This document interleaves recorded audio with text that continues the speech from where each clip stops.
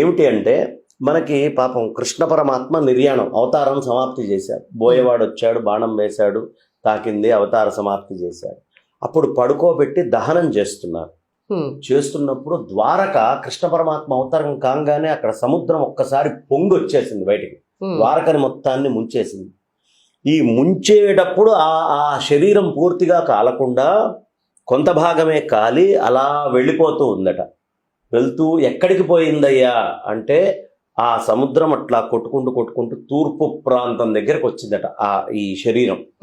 అక్కడ జనాలు దాన్ని ఒడిసిపెట్టి అక్కడ ఉండేటటువంటి దాన్ని మొత్తాన్ని తీసి కొయ్య కర్రల్లోకి ఆవాహన చేసి ఆ శక్తిని మొత్తము అక్కడ కట్టెలతో పాటు కాలలేదు, ఆ కట్టలో ఒక కట్టె కింద దాన్ని తీసుకొని అందులో ఉండే ఆత్మకళలు ఏవైతే పరమాత్మ యొక్క చైతన్యం, ఎందుకు పూరీ జగన్నాథం గురించి ఋగ్వేద మండలాల్లో ఉంది.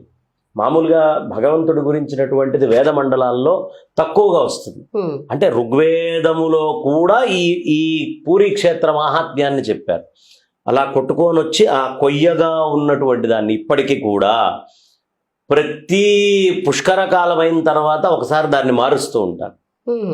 అప్పుడు సముద్రంలోంచి అవి కొట్టుకొని వస్తాయి ముందే దుంగలు. అవే తీసుకొని ఈ రోజుకి మార్చే సుభద్ర, బలభద్ర,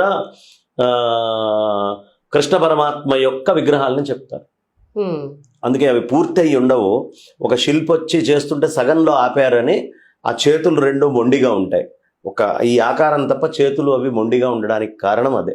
కానీ విగ్రహాలు కూడా అవి అంటే మిగతా దేవుళ్ళ కంటే కూడా చాలా ప్రత్యేకంగా కనిపిస్తాయండి. అందుకనే అమ్మా ఇవి ఏమిటి అంటే ఒక శిల్పి వచ్చాడు, దేవశిల్పి.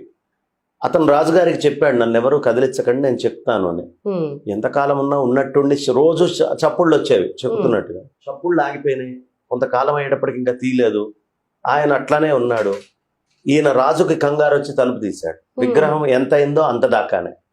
దీనికి కారణము అక్కడి నుంచి కొట్టుకొచ్చినటువంటి శిథిలమైన శరీరంలో ఎంత భాగం కాలిందో ఎంత కాలేదో గుర్తు. అర్థమైంది? అప్పటి నుంచి అలాగే పూజ చేయడం సంప్రదాయం ఆ స్వామికి.